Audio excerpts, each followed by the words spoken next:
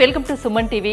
నేను మీ హరిత. పిల్లలు లేని వారికి ఐవీఎఫ్ అనేది ఒక వరం లాంటిది. పిల్లలు లేని వేలాది జంటలకు తమ ట్రీట్మెంట్ ద్వారా సంతాన భాగ్యాన్ని ప్రసాదించింది బంజారాహిల్స్లోని ఈషా ఫర్టిలిటీ సెంటర్. సో అందుకే నేను ఇక్కడికి వచ్చాను. ఒకసారి లోపలికి వెళ్దాం పదండి. హలో డాక్టర్ గారు, ముందుగా కంగ్రాచులేషన్. 5,000 జంటలకు పైగా సంతాన భాగ్యాన్ని ప్రసాదించారు. 90% సక్సెస్ రేట్ మీ దగ్గర ఉంటుందని విన్నాం. అడ్వాన్స్డ్ ఐవీఎఫ్ ట్రీట్మెంట్ కూడా మీ దగ్గర ఉందని విన్నాం. సో ముందుగా నాకు ట్రీట్మెంట్ గురించి బ్రీఫ్ గా చెప్తారా? సో ఐయుఐ ట్రీట్మెంట్ అనేది మోర్ ఆఫన్ కామన్ పీపుల్ కూడా చేయించుకుంటారు. ఎందుకంటే ఇది very simple treatment. Number of visits కానీ ఫైనాన్సెస్ కానీ చాలా తక్కువగా ఉంటాయి. అలానే హాస్పిటల్లో అడ్మిట్ కావాల్సిన అవసరం లేదు అండ్ రిపీటెడ్గా కూడా చేసుకోవచ్చు. ఎందుకంటే ఐయుఐ సక్సెస్ రేట్ 20% కాబట్టి ఒక్కొక్కసారి మనం ఒక 2 to 3 అటెంప్ట్స్ కూడా చేయాల్సిన అవసరం రావచ్చు అన్నమాట. ఇక్కడ చిన్న డౌట్, ఐవీఎఫ్ కి ఐయుఐ కి ఈ రెండింటికి డిఫరెన్స్ ఏంటి? ఐవీఎఫ్ అంటే test tube baby general terms లో చెప్పాలి అంటే, ఐవీఎఫ్ లో మెయిన్ గా మనము ఎంబ్రియో అనేది అంటే ప్రెగ్నెన్సీ అనేది ల్యాబ్ లో క్రియేట్ చేస్తాం. దానికి వైఫ్ ఒక అండాలను బయటకు తీయడము, వాళ్ళ హస్బెండ్ స్పర్మ్ని ల్యాబ్లోనే కలపడము, దాని ద్వారా వచ్చిన ఎంబ్రియోని ల్యాబ్లో మనము గ్రో చేసి దాన్ని యూట్రస్లో పెట్టడం. బట్ ఐయుఐలో ప్రెగ్నెన్సీ అనేది న్యాచురల్గా బాడీ లోపలే ఫామ్ అవుతుంది. అంటే వైఫ్ ఒక ఓవులేషన్ టైంలో మనం హస్బెండ్ స్పర్మ్ని యాక్టివేట్ చేసి లోపల పెడతాం. కానీ దాని తర్వాత ఈ ఫర్టిలైజేషన్ కానీ ప్రెగ్నెన్సీ ఫార్మేషన్ కానీ అంతా న్యాచురల్గానే జరుగుతుంది. అందుకనే ఐయుఐ చాలా న్యాచురల్గా కన్సీవ్ అయ్యే మెథడ్ అనమాట. జనరల్గా ఫర్టిలిటీ ట్రీట్మెంట్ అంటేనే చాలా మంది జనాలకి తెలిసింది ఏంటి, ఐవీఎఫ్ ఒక్కటే. సో ఎలాంటి వాళ్ళకు మీరు ఐయుఐ రికమెండ్ చేస్తారు? ఐ థింక్ ఇది వెరీ ఇంపార్టెంట్ క్వశ్చన్. ఐయుఐ చెప్పాలి అంటే చాలా బేసిక్ ప్రాబ్లం. అంటే ఇప్పుడు పెళ్ళైన కొత్తలో హస్బెండ్ అండ్ వైఫ్ సరిగ్గా కలవలేని వాళ్ళకి, ఆర్ హస్బెండ్ కణాల్లో కొంచెంగా ప్రాబ్లం ఉంది, అంటే బార్డర్ లైన్ ఇష్యూ అంటాం. ఇలాంటి వాళ్ళకి ఐయుఐలో ప్రెగ్నెన్సీ వచ్చే ఛాన్స్ ఉంది. అది కాకుండా ఇప్పుడు వైఫ్లో అండాలు అనేది బాగా తగ్గిపోయిన వాళ్ళకి, ఆర్ హస్బెండ్ కణాలు నార్మల్ కన్నా బాగా తక్కువ ఉన్న వాళ్ళకి, లేదా వైఫ్ ట్యూబ్స్లో ఏమైనా బ్లాక్ ఉంది, ఆర్ పెళ్ళై వాళ్ళు 5 ఏళ్ళు 10 ఏళ్ళు అవుతుంది పిల్లలు లేరు, ఇలాంటి వాళ్ళకి ఐయుఐ కన్నా ఐవీఎఫ్తో ఎక్కువ ఛాన్సెస్ ఉంటాయి. ఐయుఐలో సక్సెస్ రేటు ఎక్కువగానే ఉంటుందా ఐవీఎఫ్తో పోల్చుకుంటే? లేదు, అది ఐవీఎఫ్లోనే ఐయుఐ కన్నా ఎక్కువ సక్సెస్ రేట్ ఉంటుంది. నార్మల్గా ఐయుఐలో అంతా బాగుండి మనం చేస్తే అరౌండ్ 20% అని చెప్పచ్చు సక్సెస్ రేట్. అదే ఐవీఎఫ్లో అది 50 to 60% ఇంక్రీజ్ అవుతుంది.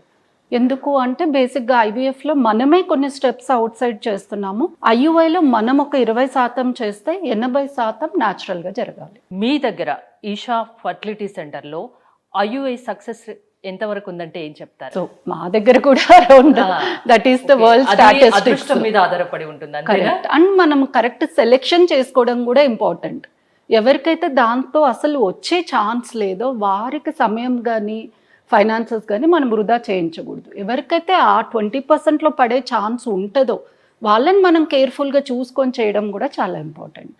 ఓకే, ఐయుఐ చేసుకునే వాళ్ళకు ముందస్తుగా ఏమైనా టెస్టులు చేస్తారా మీరు? డెఫినెట్గా. అంటే ఇప్పుడు మనం ఏ ట్రీట్మెంట్ చేయాలన్నా ఫస్ట్ అసలు ఫీమేల్కి ప్రెగ్నెన్సీ ఫిట్నెస్ ఎలా ఉంది, అంటే వాళ్ళ రొటీన్ హార్మోన్స్, థైరాయిడ్ కానీ, తర్వాత వాళ్ళ షుగరు, అనీమియా, ఇలాంటివన్నీ చూసుకొని వాళ్ళకు ఒకవేళ ఏమైనా ముందే సప్లిమెంట్స్ ఇవ్వాలంటే, ఇప్పుడు కొందరికి ఎగ్ క్వాలిటీ ఇష్యూస్ కానీ ఎగ్ నెంబర్లో కానీ ప్రాబ్లం ఉండొచ్చు, వాళ్ళకు ఒక 1-2 months మనం సప్లిమెంట్స్ ఇస్తే అవి కొంతవరకు ఇంప్రూవ్ కావచ్చు. అలానే కొందరికి లైఫ్ స్టైల్ చేంజెస్ కూడా చెప్తాం. ఇప్పుడు ఎక్కువ వెయిట్ అలా ఉందనుకోండి, న్యాచురల్ అలానే ఎలాంటి ట్రీట్మెంట్స్లో అయినా వాళ్ళకి సక్సెస్ తగ్గచ్చు.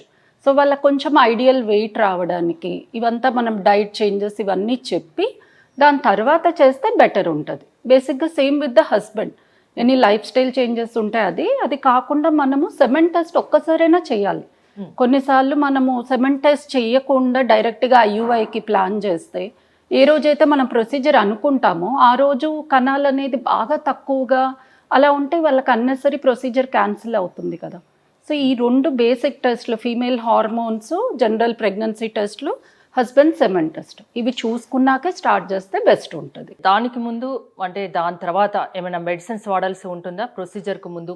ఐయుఐకి అంటారా? ఐయుఐకి అంటే న్యాచురల్ ఐయుఐ కన్నా యూజువల్గా మనం మెడిసిన్స్ ఇచ్చి చేస్తే సక్సెస్ రేట్ అనేది బెటర్ ఉంటుంది.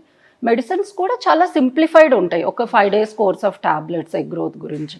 దాంతోపాటు అవసరం ఉంటే ఒక 2 నుంచి 3 ఇంజెక్షన్స్. ప్రాబ్లీ ఇవి ఎలా వర్క్ అవుతున్నాయి తన బాడీ మీద అని చూడడానికి ఒక 2 to 3 స్కాన్స్ చేస్తాం.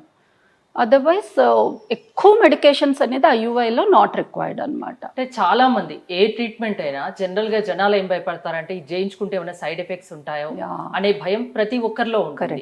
సో ఐయుఐ ట్రీట్మెంట్ వల్ల సైడ్ ఎఫెక్ట్స్ ఉంటాయా ఏమైనా? చాలా రేర్ అండి చెప్పాలి అంటే. ఎందుకంటే ఐయుఐ నేను అన్నట్లు వెరీ సింపుల్ ట్రీట్మెంట్, కానీ ప్రతి మెడికేషన్స్కి అంతో కొంత సైడ్ ఎఫెక్ట్ ఉంటుంది కాబట్టి మనం కరెక్ట్గా వాళ్ళ బాడీ తత్వం బట్టి ఇచ్చామనుకోండి సైడ్ ఎఫెక్ట్స్ అనేది వెరీ మినిమల్. అండ్ దీంట్లో అనెస్థీషియా ఏమీ ఇన్వాల్వ్డ్ ఉండదు. ఐయుఐ ప్రొసీజర్ యాసచ్ కూడా ఒక 5 minutes. ఈ ఐయుఐ శాంపిల్ అనేది ఎలా ప్రిపేర్ చేస్తారు అదేమైనా చెప్పగలరా? సో ఐయుఐ శాంపుల్ అనేది యూజువల్గా మనము ఆండ్రాలజీ ల్యాబ్లో ప్రిపేర్ చేపిస్తాం. దానికి ముందు హస్బెండ్ సెమన్ అనేది కలెక్ట్ చేసి సెంటర్లో అది ఇవ్వగానే మనం డిఫరెంట్ మెథడ్స్తో ఐయుఐ శాంపుల్ని యాక్టివేట్ చేస్తాం. ఇది వాళ్ళకున్న కణాల కౌంట్ బట్టి వాళ్ళకున్న కణాల మొటిలిటీ బట్టి ఆండ్రాలజిస్ట్ డిసైడ్ చేస్తారు. సో శాంపుల్ ప్రిపరేషన్ ఎంత కాదన్నా ఒక 1 to 2 hours పడుతుంది. ఇదే కొంచెం టైం టేకింగ్. శాంపుల్ రెడీ అయ్యాక ఐయుఐ ప్రాసెస్ ఒక 5 to 10 minutes. ఇంకో చిన్న డౌట్ ఏంటంటే ఈ ఐయుఐ ట్రీట్మెంట్ సమయంలో మగవాళ్ళు కూడా జాగ్రత్తలు తీసుకోవాల్సి ఉంటుందా? డెఫినెట్గా. అంటే ఇప్పుడు మన లైఫ్ స్టైల్ ఎంత మంచిగా ఉంటే స్పర్మ్ క్వాలిటీ అనేది అంత మంచిగా ఉంటుంది. ఇప్పుడు మనము ఐయుఐ అప్పుడు వాళ్ళకి ప్రీ టెస్ట్ చేసినప్పుడు ఏమైనా మనకి కణాల కౌంట్లో కానీ మూమెంట్లో కానీ ప్రాబ్లం ఉంటే డెఫినెట్గా వాళ్ళకి ఏమైనా జనరల్ హెల్త్ ఇష్యూస్ ఉన్నాయా, లైక్ డయాబెటీస్ కానీ హైపర్ టెన్షన్ కానీ థైరాయిడ్ కానీ అవి ఫస్ట్ రూల్ అవుట్ చేసుకుంటాం. అవి కాకుండా వాళ్ళకి కొంచెం సప్లిమెంట్స్ ఇవ్వడం అనేది, తర్వాత మగవాళ్ళలో కూడా స్మోకింగ్ ఆల్కహాల్ ఉంటే అది తగ్గించుకోవడము, వెయిట్ ఎక్కువ ఉంటే కొంచెం డైలీ ఎక్సర్సైజ్ డైట్ మీద కాన్సన్ట్రేట్ చేయడము, ఇవన్నీ వాళ్ళు ఫాలో అయ్యారు అంటే స్పర్మ్ క్వాలిటీ ఇంప్రూవ్ అయ్యి ఐయుఐలో కూడా సక్సెస్ రేట్ అనేది ఇంప్రూవ్ అవుతుంది. అంటే ఏమన్నా పర్టికులర్గా కేర్ తీసుకోవాల్సి ఉంటుందా? కేర్ అంటే బేసిక్గా వాళ్ళు ఏమైనా స్మోకింగ్ ఆల్కహాల్ అలాంటివి ఉంటే ఈ టైంలో మొత్తంగా మానేశారంటే ఎంతో మంచిది. అది కాకుండా స్ట్రెస్ అనేది చాలా ఎక్కువగా ఉంటే దాన్ని డీల్ చేయడము. ఇంకొకటి కొన్ని మేము ఇచ్చిన సప్లిమెంట్స్ కనీసం 1 నెల 2 నెలలు వాళ్ళు ఖచ్చితంగా వాడడం. ఐయుఐ ట్రీట్మెంట్ తీసుకుంటున్నప్పుడు బెడ్ రెస్ట్ ఏమైనా అవసరమా అండి? డెఫినెట్గా అవసరం లేదు. అవసరం లేదు? అవసరం లేదు. డెఫినెట్గా అవసరం అని చెప్తారేమో అనుకున్నా. లేదు, ఎందుకంటే ఐయుఐ అనేది చాలా సింపుల్. ఇన్ఫ్యాక్ట్ చెప్పాలంటే మేము ఐవీఎఫ్ ట్రీట్మెంట్ చేసాక కూడా బెడ్ రెస్ట్ చెప్పాం. కాస్ మనము పెట్టిన ఎంబ్రియోకి మనం ఇచ్చిన మెడిసిన్స్తో వాళ్ళకి ఇంటర్నల్గా సపోర్ట్ అనేది ఉంటుంది. దాని గురించి వాళ్ళు కంటిన్యూస్గా బెడ్ రెస్ట్ తీసుకోవడంతో సక్సెస్ పెరిగిపోతుంది అనేది ఎక్కడా లేదు. కానీ జాగ్రత్తలు అనేవి కొన్ని తీసుకోవాల్సి ఉంటుంది. అవి మెయిన్గా హెవీ వెయిట్స్ లిఫ్ట్ చేయకపోవడము, దూర ప్రయాణాలు చేయకపోవడం, ఇలాంటి ఫాలో అయితే వాళ్ళ డే టు డే యాక్టివిటీస్ మంచిగా చేసుకోవచ్చు. రెస్ట్ అనేది అవసరం లేదు. ఐయుఐ ట్రీట్మెంట్ అంటే చాలా చిన్న ప్రొసీజరు, చాలా చిన్న ట్రీట్మెంట్, సక్సెస్ పర్సెంట్ 20 to 30% ఉంటుందని చెప్తున్నారు. సో ఒకవేళ ఫెయిల్ అయితే ఎన్నిసార్లు చేయించుకోవచ్చు? ఐయుఐ యూజువల్గా మనం గ్యాప్ లేకుండా కూడా ఒక 2 to 3 attempts చేయొచ్చు. కానీ ప్రతి ఐయుఐ ఫెయిల్ అయినప్పుడు మనము ఫస్ట్ ఐయుఐ కన్నా సెకండ్ ఐయుఐలో ఇంకేమైనా డిఫరెంట్గా చేయొచ్చా, ఏదైనా పాయింట్ మనం మిస్ అయ్యామా. మెయిన్గా కొన్నిసార్లు అసలు ట్యూబ్ టెస్ట్ చేయకుండా కూడా ఐయుఐ చేస్తాం. ఎందుకంటే ట్యూబ్ టెస్ట్ అనేది కొంచెం పెయిన్ఫుల్. ఒకవేళ ఒక ఐయుఐ ఫెయిల్ అయితే మాత్రం ఖచ్చితంగా ట్యూబ్స్లో ఏమైనా బ్లాక్ ఉందా అనేది చూసుకోవడము. అదే కాకుండా స్పర్మ్లో మనకు తెలియని ఇంటర్నల్ ఇష్యూస్ ఉన్నాయి, అంటే కౌంటు మూమెంట్ అంతా బాగున్నా ఏమైనా ఇంటర్నల్గా జెనెటిక్ ఇష్యూస్ వలన ఫెయిల్ అవుతుందా, దానికి డిఎఫ్ఐ టెస్టు, ఇలా అన్ని కరెక్ట్గా చూసుకుంటూ ప్రాబ్లం ఒక 3 attempts వరకు మనం చేయడంలో తప్పు లేదు.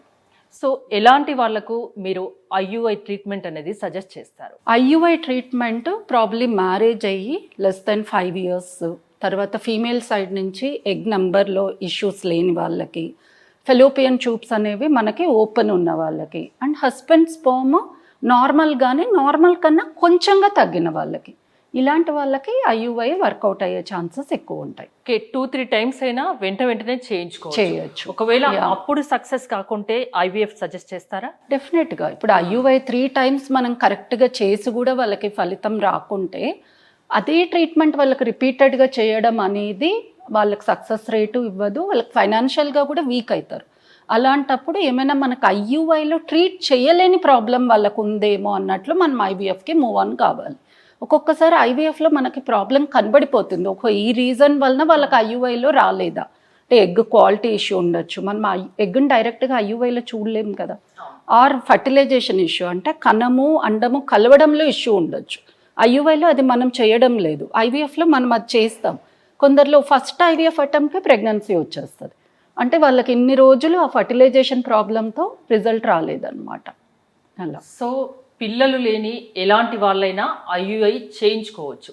ఒకవేళ దాంట్లో సక్సెస్ కాకుండా నెక్స్ట్ ఆప్షన్ IVF కి ఐయుఐ అనేది చాలా simple procedure, simple treatment. Correct. Pain తో కూడుకున్నదా? అస్సలు ఉండదు, అసలు పెయిన్ కూడా ఉండదు. సో మనం చేసే స్కాన్స్ ఎలా ఉంటాయో ఐయుఐ ట్రీట్మెంట్ కూడా అలానే ఉంటుంది. సో పిల్లలు లేరని బాధపడిన అవసరం లేదు, ముందుగా ఐయుఐ ట్రై చేయండి. అది సక్సెస్ కాకుంటే ఐవీఎఫ్ ద్వారా బెస్ట్ రిజల్ట్ ఉంటుంది అని చెప్తున్నారు, అంతేనా? కరెక్ట్. థ్యాంక్ యూ డాక్టర్ గారు. ఈషా ఫర్టిలిటీ సెంటర్ని మీరు సంప్రదించాలనుకుంటే స్క్రీన్పై స్క్రోల్ అవుతున్న నెంబర్స్కి కాల్ చేయొచ్చు. చూస్తూనే ఉండండి సుమన్ టీవీ.